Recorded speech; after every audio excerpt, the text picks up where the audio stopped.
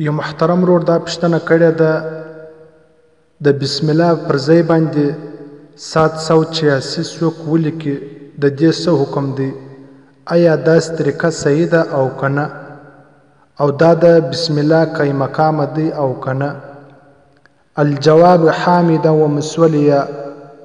د خط په شروع کې د الله تبارک وتعالی په پاک نامه سره شروع کول پکار دی، لکه څنګه چې حضرت سلیمان علیه السلام ملکه سبا د نامه دپاره یو خط ورواستاوی، په شروع کې بسم الله الرحمن الرحیم ولیکئ، او داغه رقم نبی اکرم صلی الله علیه وسلم شاهان عالم د نامه دپاره د دعوت اسلام دپاره خطوط ولیکله، په هغه کې هم په شروع کې بسم الله نبی علیه السلام ولیکله.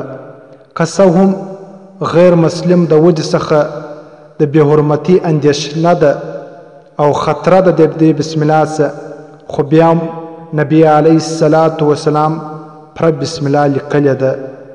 نن دا 786 که څه هم د ابجد په اعتبار سره او داغه په حساب سره دا حروف د بسم الله پر ځای باندې راځي، خو نن سبا عموما اکثره خلک د بسم الله پر ځای باندې 786 لیکي او په هغه باندې اکتفا کوي.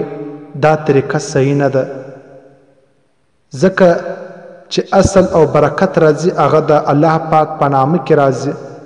نو پکار دا د مسلمان دپاره چې په هر شي په شروع کې بسم الله ووایي، او که خط ولو بسم الله دې پره ولیکي، او که دغې بل کار ولو بسم الله دې پره ووایي. په حواله سره احسن الفتاوا جلد نمبر 8 صفحه 24، قاموس الفقه جلد نمبر 3 صفحه 422. فقط وسلام.